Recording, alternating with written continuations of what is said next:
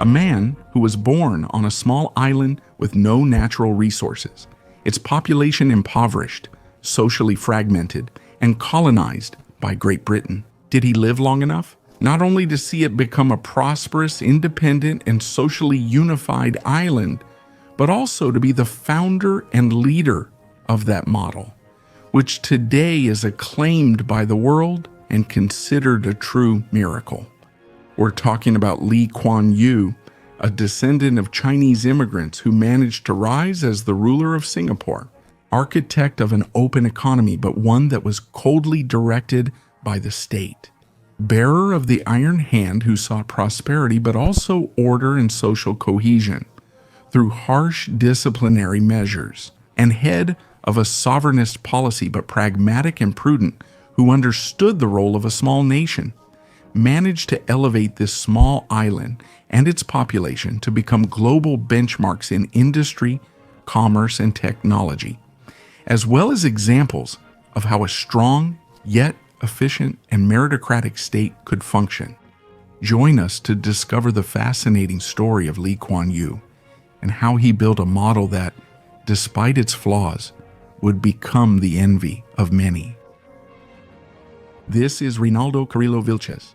For those asking how to support La Nueva Enciclopedia, I'm bringing you the news that we've created a Patreon with exclusive documentaries on the most controversial topics, live seminars taught by us, and many more benefits. Your support is essential to keep this project alive. Below you can find the link, and if you don't have an international card for Patreon, we have several payment options for you. And you will also be included in the community. We'll be waiting for you there. And without further ado, let's start with today's video.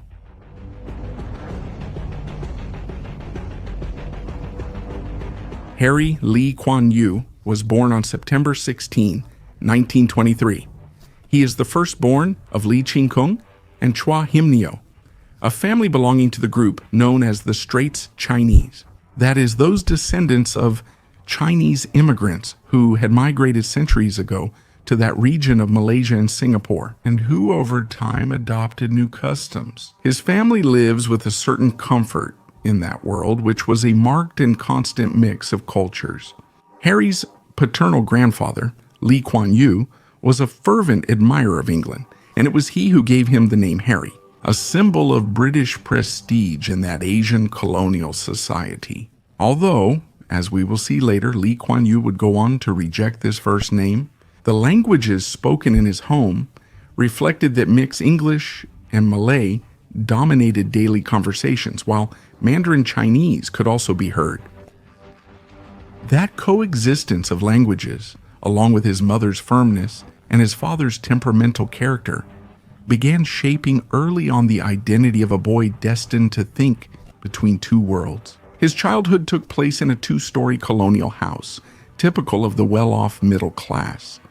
There, among the smells of the port, the church bells, and the calls to prayer from the mosques, the young Lee Kuan Yew observes a fragmented but vibrant country where power was in foreign hands and the fate of the locals seemed to be decided from the United Kingdom, that distant island which from northern Europe ruled over 25% of the Earth's surface. And without knowing it, in that environment, the drive that would shape his life was about to be born.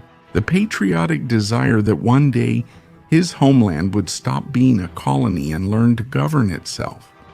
Singapore in the 1920s was not the modern capitalist city we know today, but rather a small tropical island located at the southern tip of the Malay Peninsula in Southeast Asia, with a lively colonial port where ships from China, India, and Europe crossed paths. Established as a free port in 1819 by the British and later incorporated by them, in 1826 into the so-called Straits Settlements, the territory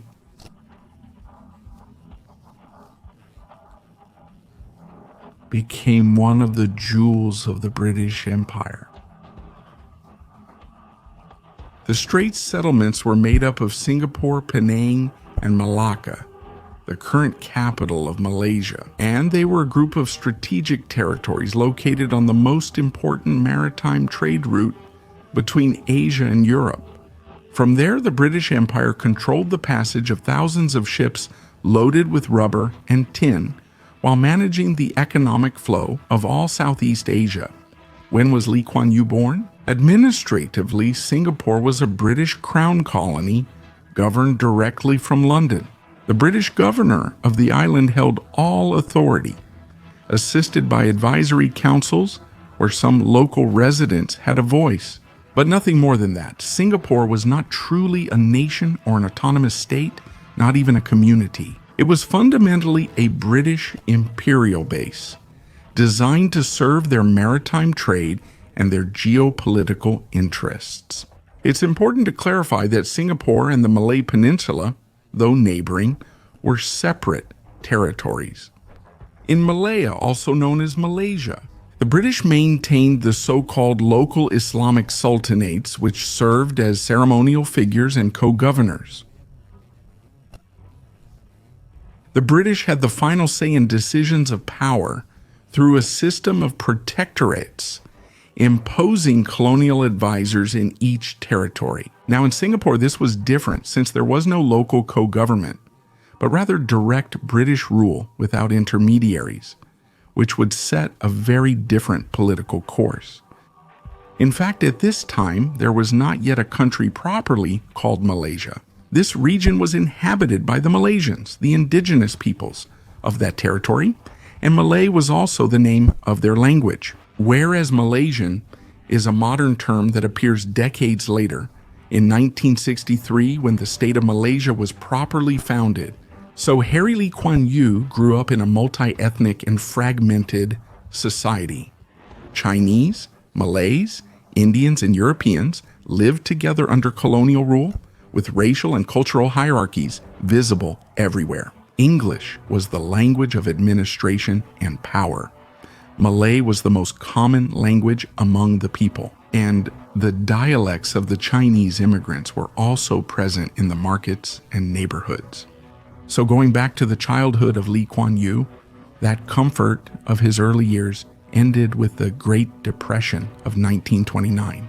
The collapse of rubber prices, which was the economic foundation for many Asian merchants, made their lives worse. And in the family's economic situation, Kuan Yew, his father, who was used to comfort, had to accept a modest job at an oil company, and the family is forced to move to the east of the island to live with his maternal grandfather. Lee Kuan Yew convinces his mother that he needed a fully English education, and thus enrolls in the English school of Telok Kurau, where he spends 6 years among Malay, Indian, and Chinese classmates. And he learns to integrate smoothly into diverse groups, a social skill that will shape his political future. By 1935, he achieves first place in a national exam, and with that gains access to the prestigious Raffles Institution, the best English-speaking school in all of Singapore. There he excels in mathematics, science, and English, and although he doesn't study excessively, his innate intelligence always keeps him among the top students. By 1939, he meets Kwa Hye Ok Chu, a student as brilliant as he is, who soon becomes his academic rival, and later on, his life partner. By 1940, he earns first place in the senior Cambridge exams held across the island, an achievement that cements his reputation and secures him a scholarship to enter the prestigious Raffles College, where he studies English, economics, and mathematics. Convinced that teaching is the profession of all professions. But beyond his academic achievements, the context surrounding Lee Kuan Yew changes radically with the outbreak of World War II. In Asia, the Japanese Empire, one of the so-called Axis powers in need of raw materials, begins a military expansion across Asia, invades China, and advances toward Southeast Asia. The war, which initially seemed distant, reaches the gates of Singapore. Relying on British protection, Singapore becomes vulnerable and is exploited by the Japanese offensive. They take control of the port in February 1942, seizing this strategic point. thus securing vital resources and control of a key maritime route for the war. It should be noted that when Japan invades Malaya and Singapore, thousands of young Chinese from Southeast Asia join the armed resistance, retreat into the jungle, and form guerrilla groups led by the Communist Party, Malaya, where for 3 years they will fight the invader under brutal conditions. And although they do not represent the entire Chinese community in the region, they gain prestige among certain groups who see them as heroes. This situation will have an importance that we will see later on. The truth is that from 1942 onwards, Singapore is renamed by the Japanese as the Light of the South. Thus begins an occupation lasting 3.5 years. The new order is enforced through terror, physical punishments, public executions, and disappearances that mark daily life.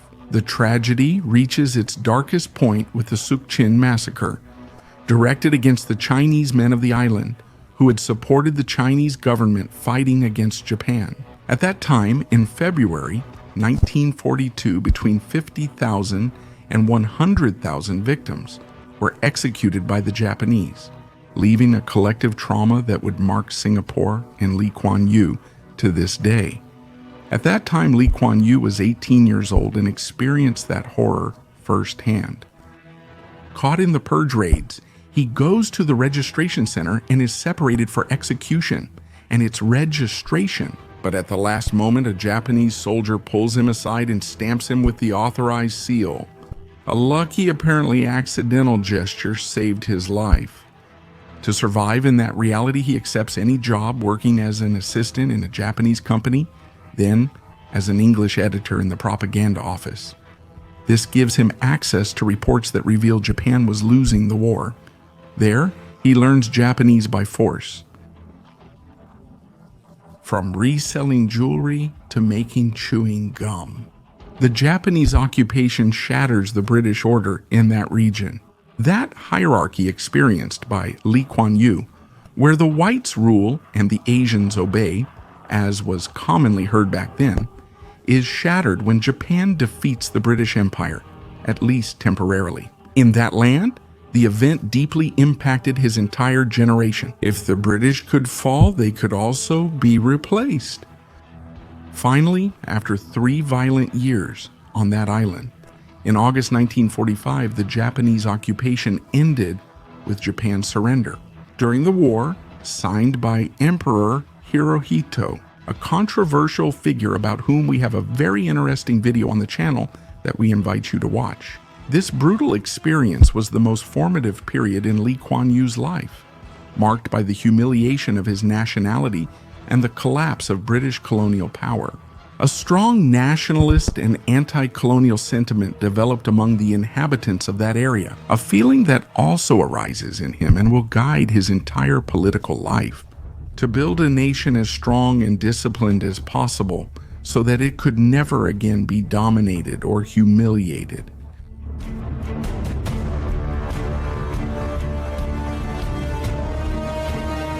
After Japan's surrender in the World War, the British took more than a month to return to that region of Singapore, leaving it with a complete vacuum of authority. During that brief but critical interval, Singapore became a stateless territory, without police, without administration, and without any authority to enforce clear rules.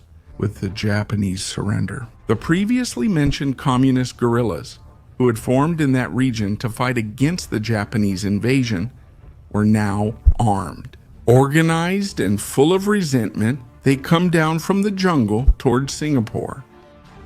They didn't arrive as a new civil government, but as a group that felt it was their right to fill that power vacuum. Some try to establish a new revolutionary order, while others seek revenge against the Malays and Singaporeans who had collaborated with the Japanese government. And in this situation, criminal gangs form that without any police to stop them, take the opportunity to loot, settle scores, or control entire sectors. During those weeks, anarchy was inevitable, and in an unexpected turn, some Japanese officers, who had already been there for years, decided to prevent the city from sinking into total chaos. Although their authority had collapsed, they kept their troops minimally organized and acted as a containment force, suppressing riots, stopping looting, and in some cases executing those they considered responsible for these disturbances. When the British finally landed in September 1945, they found a city physically and morally devastated, with shortages of food, medicine, and housing, rampant crime, damaged infrastructure, and many other problems. That environment sped up the changes coming to Singapore. In the same way, after World War II, a profound change occurred in the entire global political configuration. So in 1946, London dissolved the former Straits colonies due to the enormous economic and social differences between them. Penang and Malacca were reintegrated into what was called the Malay Peninsula, where their population and economy were more closely linked to the mainland. Meanwhile, Singapore was separated as a crown colony administered directly from London. In the midst of this reconstruction, three forces emerged that would define the political future of those colonies. The communist guerrillas, who felt legitimized by their resistance against the Japanese, the Malay nationalists who claimed political dominance in the region, and a new English-educated generation seeking a constitutional path. Lee Kuan Yew was part of this new generation. The truth is that after the war, Lee Kuan Yew got a scholarship for one of his long-held dreams, to travel to England to study. He achieved this in 1946, starting to study law at the prestigious University of Cambridge, a period that would complete his intellectual formation and would be decisive for the political vision he would later bring back to his country. So, after 4 years of intense study, Lee Kuan Yew returns to Singapore with a solid legal education. He returns determined to apply what he had learned throughout his life. In a situation in Singapore where racial tensions and the lack of autonomy were pushing the island toward a new stage. Without knowing it, those early years would be the beginning of a transformation that would forever change the destiny of Singapore. It should be noted that during his stay in England, he secretly married his classmate and great love, Kwok Hyok Chu, in 1947, a lawyer as brilliant as he was. In 1950, back in Singapore, they held a second official wedding, this time with their families. Both of them started working at a private law firm and were soon admitted to the Bar Association of the colony. During that period, Lee Kuan Yew made a symbolic but profound decision.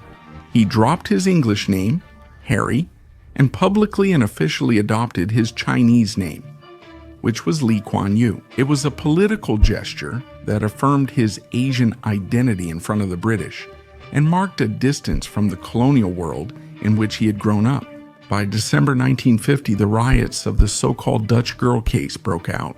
This was a racial crisis triggered when a British court ordered that a minor, raised as a Muslim, be returned to her European parents. Many Malays, mostly Muslim, saw the decision as an insult to their religion and culture. And this fury turned into a riot that left several people dead. Lee Kuan Yew took up the defense of the rebellious Malays accused of homicide and managed to secure their acquittal.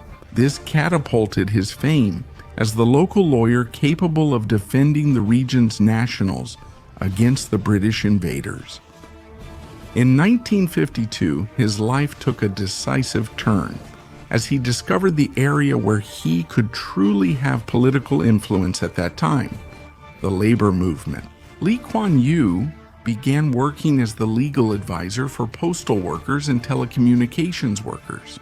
This allowed him to build trust with the working class, which made up the majority of the population. When those workers went on strike, Lee Kuan Yew represented them and won better wages and working conditions. The press of the time portrayed him as a bold young lawyer, committed to ordinary people. In less than 2 years, he became the legal advisor to more than 100 unions. This workers' network will be, as we will see, the foundation of his future political strength. As his reputation grows, his strategic vision is also taking shape.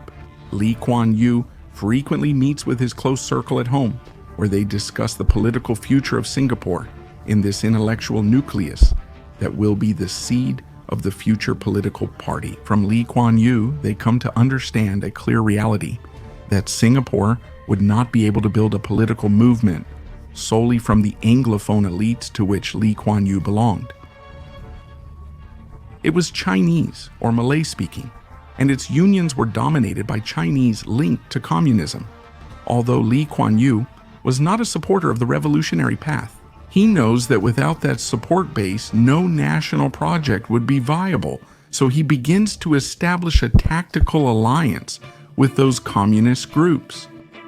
As the demands for political change from the Singaporean population heated up, in 1953 the British sent a commission to Singapore to study possible reforms. The commission recommends that a new constitution be created to expand the political participation of Singaporeans and allow the majority of the legislative council to be popularly elected, which would be like the parliament of that colony throughout 1954.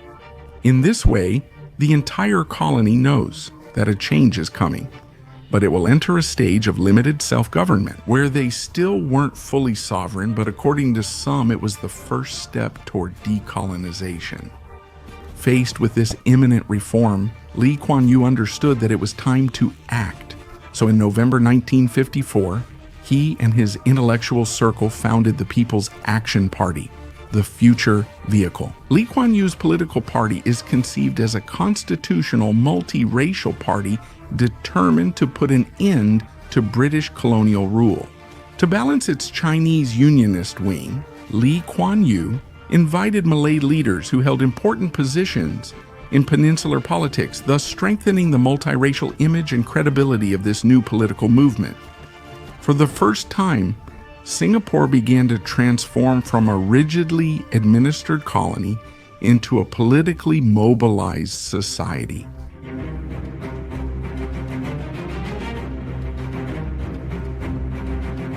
As we mentioned, after the recommendations of the commission sent by the British Crown, the British government agreed to grant Singapore a partially popularly elected legislative assembly and the position of a chief minister elected by the Legislative Assembly who would represent the colony on behalf of the people of Singapore. This was a fundamental milestone in the progress toward internal political autonomy, giving the masses the opportunity to participate in public affairs. However, key functions such as defense, security, and Singapore's external affairs remained. They depended on the approval of the British governor, appointed from London, who also had the authority to approve or reject the chief minister chosen by the Legislative Assembly. This was called the Rendell Constitution, and it came into effect on February 8, 1955, being the first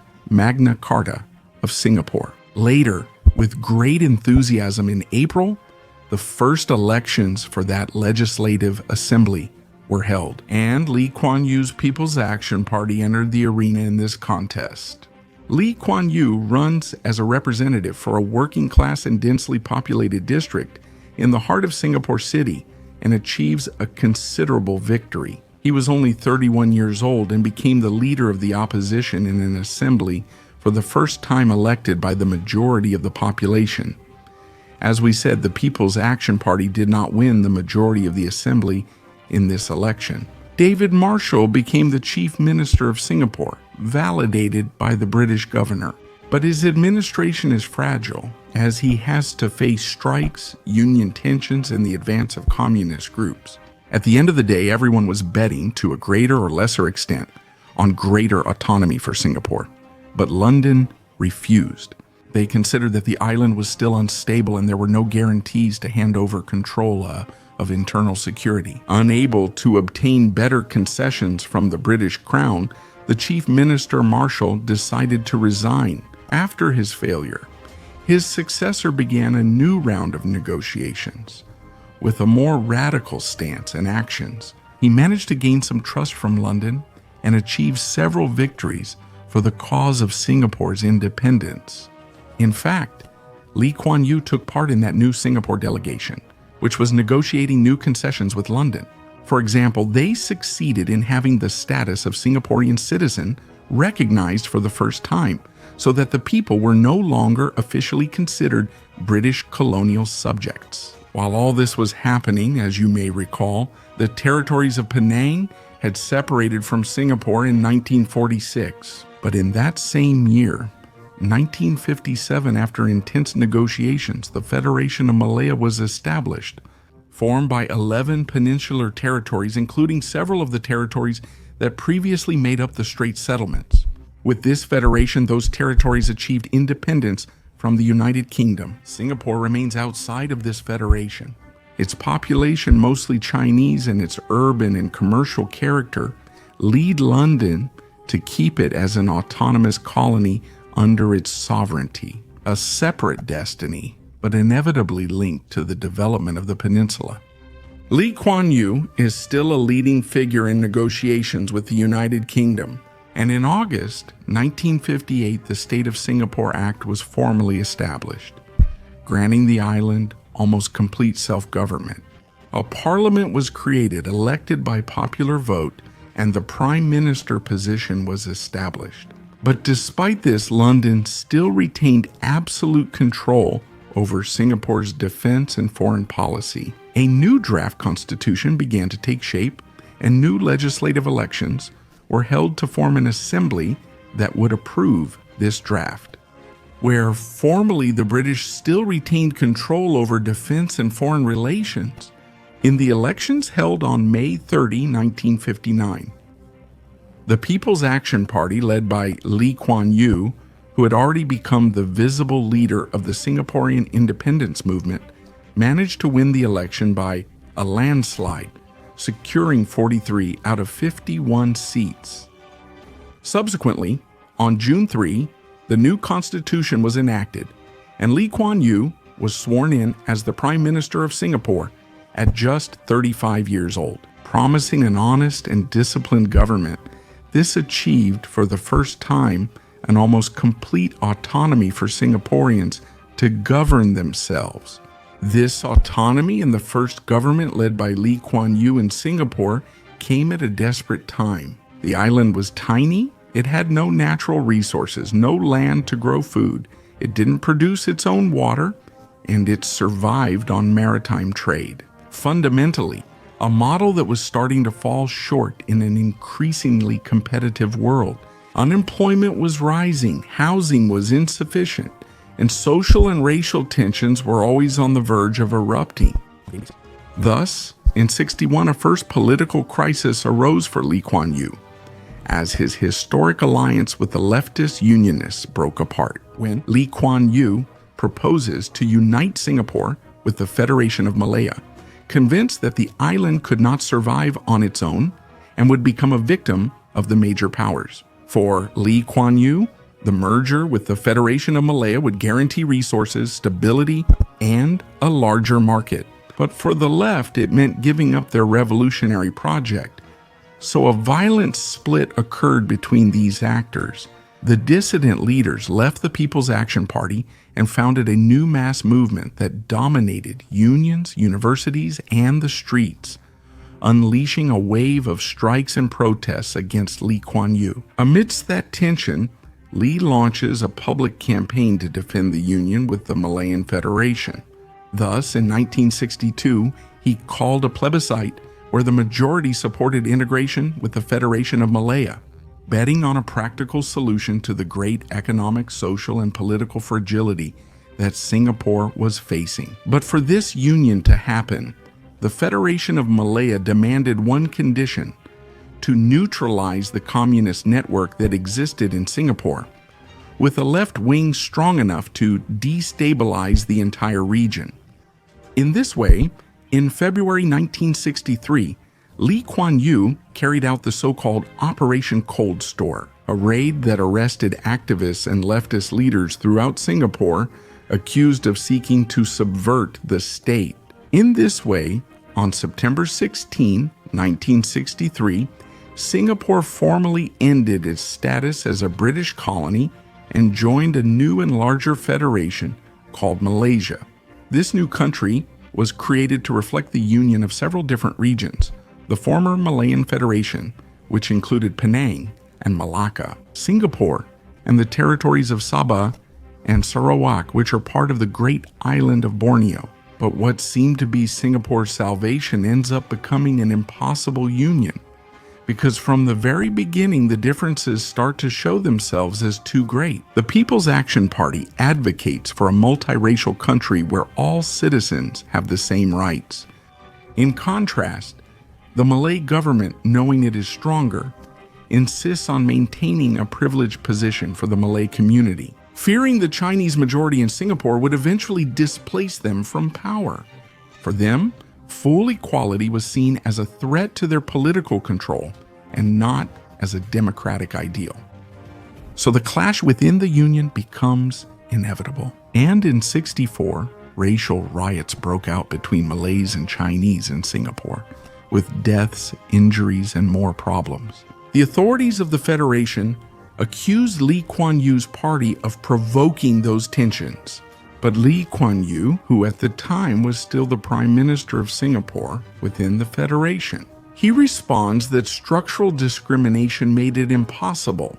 The coexistence and relationship deteriorate even further when the Malaysian government blocks the economic plans that Lee Kuan Yew was proposing for Singapore and prevents him from attracting investments. It starts viewing it as a competitor instead of part of the same country.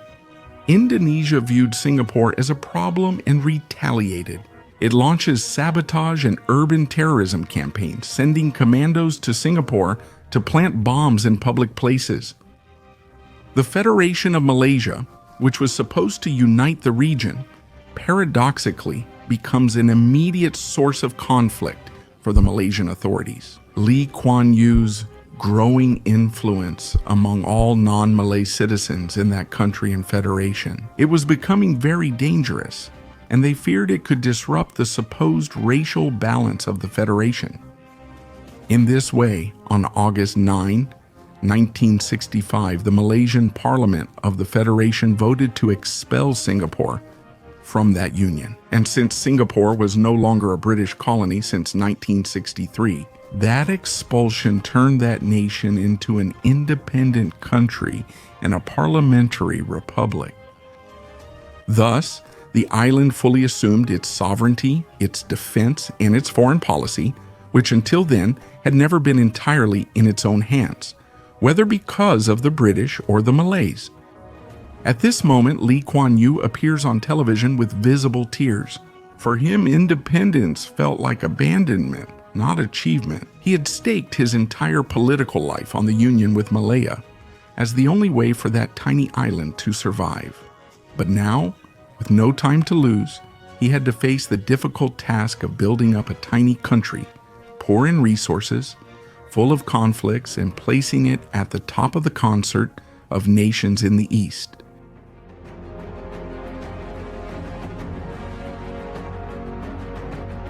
To understand the challenges, the solutions, and the results that are so acclaimed around the world today. Regarding Lee Kuan Yew's leadership, we must first briefly explain the doctrine that inspired his political actions. Lee Kuan Yew's thinking did not follow abstract theories or radical ideologies, but rather aimed for concrete results.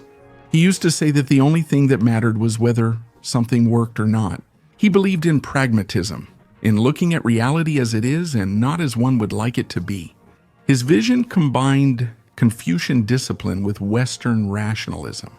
A strong state, morally austere and technocratically led, responsible for ensuring stability, economic growth, and social cohesion, even at the cost of limiting certain political freedoms. The first challenge that Lee Kuan Yew wants to solve is the most urgent one: the nation's security. Its fragile independence, since when Singapore became independent, it didn't have its own army, depended on British protection and the goodwill of its neighbors.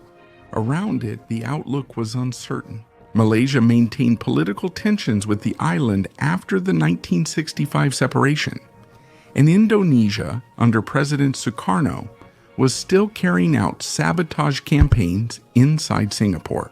Any incident could reignite racial conflicts among the Chinese, Malays, and Indians living on the island.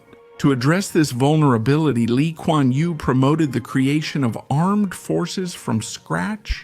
In 1967, he established mandatory national service, entrusting the organization of the new army to his Minister of Finance, Goh Keng Swee. With the discreet help of advisors from Israel, Singapore adopted a defense model based on a small professional corps and a large mobilizable citizen reserve.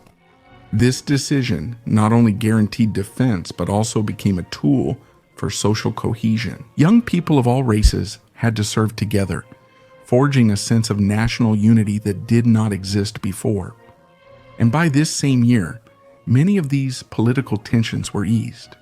In fact, the following year, in 1967, the Association of Southeast Asian Nations was created, with Singapore as a founding member, along with Indonesia, Malaysia, Thailand, and the Philippines. This consolidated a new era of peace and diplomatic cooperation, which also helped to guarantee the highest possible level of sovereignty within Singapore. But if national security and sovereignty were urgent issues within Singapore, was the economy a matter of life or death? In 1965, Singapore was an island with almost no resources and significant social decline. By the late 1950s, the vast majority of Singapore's population was crowded into slums or makeshift villages, built from wood and zinc, lacking drainage and basic services. Meanwhile, the United Kingdom announced it would fully withdraw its military bases from Singapore by 1971. This British withdrawal threatened to eliminate nearly 20% of the gross domestic product and more than 40,000 direct and indirect jobs. And in general terms, the country was isolated without an internal market and doomed to collapse. Lee Kuan Yew had to create an economy from scratch, and while many newly independent nations were nationalizing industries or closing their markets to foreign capital, Lee Kuan Yew chose the opposite path, to open Singapore's economic doors to the rest of the world. His reasoning was simple. If Singapore had no resources, it had to bring them in. If it had no technology, it had to invite those who produced it. If it didn't have a large market, it had to become a platform for trade and export for the great powers. So in 1961, he created the so-called Economic Development Board, which began to draw up a large-scale economic and industrial plan for Singapore. And with political independence, that plan became urgent. The government, in this way, transformed the swamps in the west of the island into the Jurong Industrial Park, an area planned to attract foreign factories with stable energy, new roads, and a disciplined workforce. At first, many mocked the project, calling it Goh Keng Swee's Swamp, referring to Lee Kuan Yew's Minister of Economy. But in less than a decade, the Jurong Industrial Park was filled with textile plants, assembly factories, and later, advanced electronics. At the same time, Lee Kuan Yew pushed for a bold measure. Without asking people to abandon their mother tongues, they chose English as the official language for work and education in the Republic of Singapore.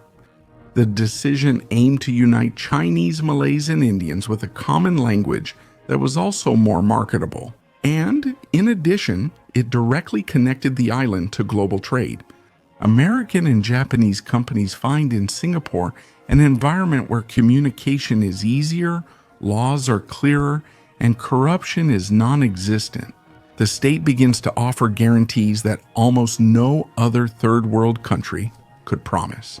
The state's bureaucracy is substantially simplified, corruption is punished with harsh penalties without hesitation, and the judicial system acts quickly. The country is becoming a predictable and safe place to invest. By 1968, major corporations like Texas Instruments, Hewlett-Packard, and Shell open their first plants on the island, marking the beginning of a new industrial era. Meanwhile, the government is committed to investing in key infrastructure. In 1972, it inaugurates its first port, called Containerized, transforming Singapore into the main logistics hub port of Southeast Asia. And despite the oil crisis of '73, Lee Kuan Yew authorizes the construction of Changi International Airport, which ends up being inaugurated in 1981, and will continue to consolidate Singapore as a key hub of global air trade. The results of Lee Kuan Yew's economic model are worthy of study to this day. Between 1965 and 1975, foreign investment in manufacturing rose from $157 million to more than $3.7 billion. Singaporeans. By 1972, multinational companies employ more than half of the manufacturing workforce and produce 70% of industrial output. Unemployment, which was at 14% in Singapore in 1965, falls below 3%. By the mid-70s, and in those same years, gross domestic product grows at an average rate of over 9% each year, one of the highest in the world. And the growth is not sustained only by foreign investment, but also by a policy of labor peace and strong social discipline. Lee Kuan Yew reveals he reformed unionism in Singapore, limiting political strikes and promoting a system of negotiation between the government, employers, and workers. The next step was to diversify the economy towards finance, transportation, and technology.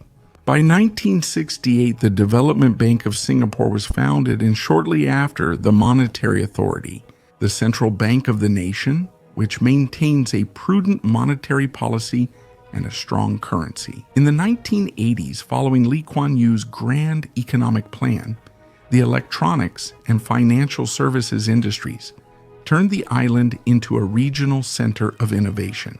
That progress is sustained, as we said, by strict internal discipline, the so-called, according to Lee Kuan Yew, iron fist method, Lee Kuan Yew. He was convinced that political strikes, corruption, social conflicts, or ethnic rivalries could destroy the economy and social welfare. Before there was any real progress in Singapore, that's why, as we said, he completely reformed the labor movement, limiting strikes in essential services, introducing mandatory arbitration in labor disputes, and bringing the unions together in a confederation close to the state. Not for nothing. In 1969, for the first time in Singapore since World War II, they experienced a whole year without strikes or labor disputes. That labor peace, along with effective courts and respected contracts, becomes one of the greatest guarantees of confidence for the economy. And the internal players, what about foreign firms? At the same time, Lee Kuan Yew imposes strict control over the press and the media, convinced that political and social chaos and inflammatory speeches put national stability at risk. Newspapers, radio stations, and television networks must act as instruments of cohesion, not confrontation. Press laws thus prohibit foreign funding of media outlets and require newsrooms to adhere to standards of public responsibility. For Lee Kuan Yew, freedom of the press cannot take precedence over order and national unity. The fight against corruption under his government became one of the central pillars of Lee Kuan Yew's administration. The so-called Anti-Corruption Bureau was created under his direct supervision, and it had absolute power to investigate and prosecute any official, regardless of their rank. In Singapore, justice made no distinction between hierarchies. Even ministers or high-ranking officials could be brought before these courts. The state, in turn, equalizes public sector salaries with those of the private sector. A state official could not earn less than an executive in a company, thus creating a moral pact. Of course, good salaries, as one of the guarantees for the integrity of officials. Along with this, Lee Kuan Yew established a system called meritocratic, where the goal was to ensure that only the most capable and honest people held the highest positions in the nation, thus building citizens' trust and turning Singapore into one of the most transparent governments in the world. But it wasn't all about the economy. Lee Kuan Yew understood that there could be no modern nation without a profound social transformation. As we mentioned, not only the unemployment situation, but also the housing situation was very degrading for many Singaporeans. So Lee Kuan Yew created the Housing and Development Board with the mission of eradicating the slums of Singapore. Thus, between 1960 and 1970, the proportion of the population living in public housing built by this board grew rapidly. By 1985, about 80% of the population was already living in decent housing. And this social policy was not limited to just concrete blocks and homes. Each new planned city included schools, markets, public transportation, community centers, and, above all, a deliberate mix of Chinese, Malays, and Indians within the same buildings. Public housing thus becomes the great tool for racial integration and the emotional foundation of the national project. By 1968, Singaporean citizens were allowed to use their mandatory savings from the Central Provident Fund to purchase housing. That decision turned retirement savings into tangible capital, a home of one's own, family assets, and economic stability. In turn, educational programs are organized to serve an open and technologically advanced economy. Education shifts radically toward practicality and technical skills. The curriculum was firmly oriented towards mathematics, sciences, and technical training, abandoning the colonial model that was more based on the humanities. The goal was to produce the exact workforce that investors in Singapore demanded.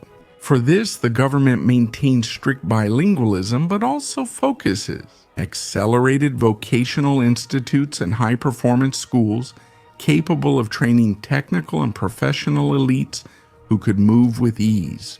Both in the Chinese world and the Anglo-Saxon world, Lee Kuan Yew's great program was also expressed in major infrastructure projects.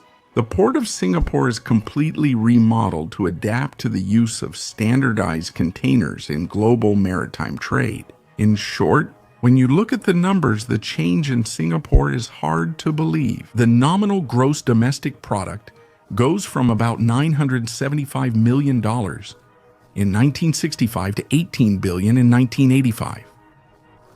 The per capita gross domestic product, which in 1965 was around $500, exceeds $7,000 in 1985. The country maintains growth rates close to 8% annually for 2 decades. Unemployment drops to its lowest levels in the 70s. And the percentage of the population living in decent housing rises from less than 10 to more than 80. Meanwhile, life expectancy also increases, going from 65 to over 73 years. At the same time, illiteracy drops below 10. The so-called economic miracle of Singapore was not an act of luck or a gift from nature, but the result of a model that turned discipline into capital to attract investment. It used education to transform its population into skilled professionals and employed public housing to give every citizen a sense of belonging to the country. Although it was an economy open to foreign markets, all the economic activity on the island was carefully calculated by state power. At the same time, a heavy hand was used against any factor that threatened national stability and economic stability.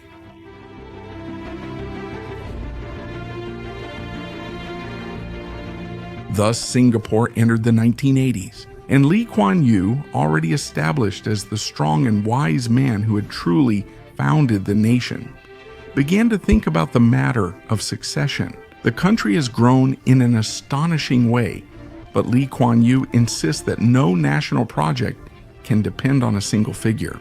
That is why, since the 1960s, he has been concerned about the shortage of prepared leaders, and since then, he has been creating systems to discover young talent capable of leading the future. Later, in 1983, he adopted a rigorous evaluation method inspired by the Shell Company. designed to measure the strategic ability of the candidates. In this way, the selection of future ministers and high-ranking officials becomes a process of strict meritocracy, where Lee Kuan Yew sought to ensure not only personal trust, but above all, the excellence and competence of his future leaders. By November 1990, Lee Kuan Yew finally decided to step down as Prime Minister of Singapore. He was 67 years old and in excellent health, but he believed it was better to step aside early so that the next generation could govern with peace and stability.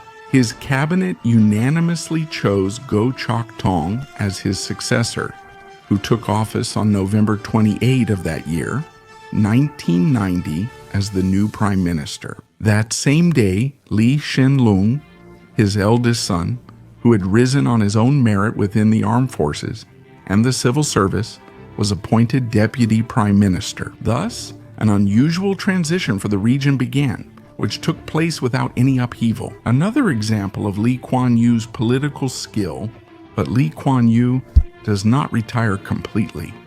Instead, he takes on a new position called senior minister and later becomes a minister mentor, an advisory figure who guided the new governments without intervening directly or actively. His international influence grows. Presidents from the United States, Europe, and Asia seek his advice. Barack Obama calls him a giant of history.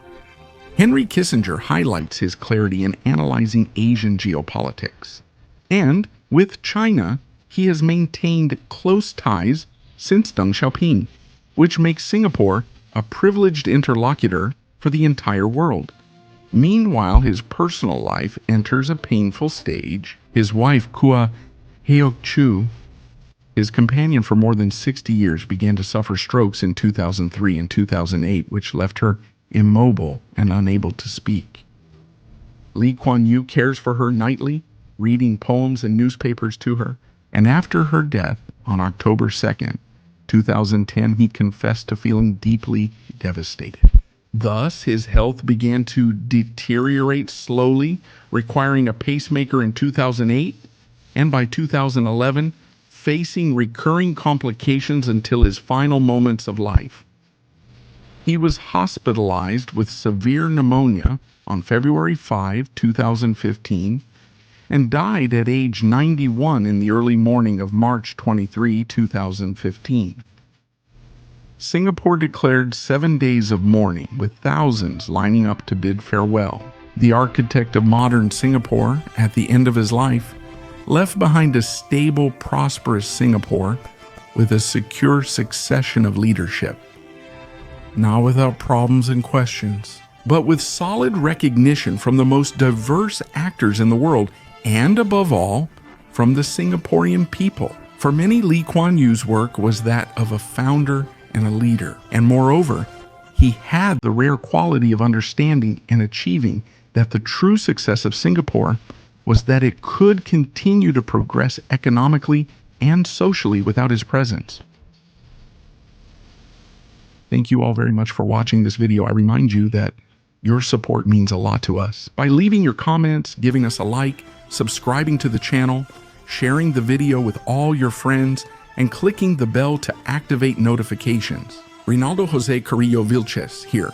This is the New Encyclopedia. As always, we thank you for all your support and many blessings to all of you.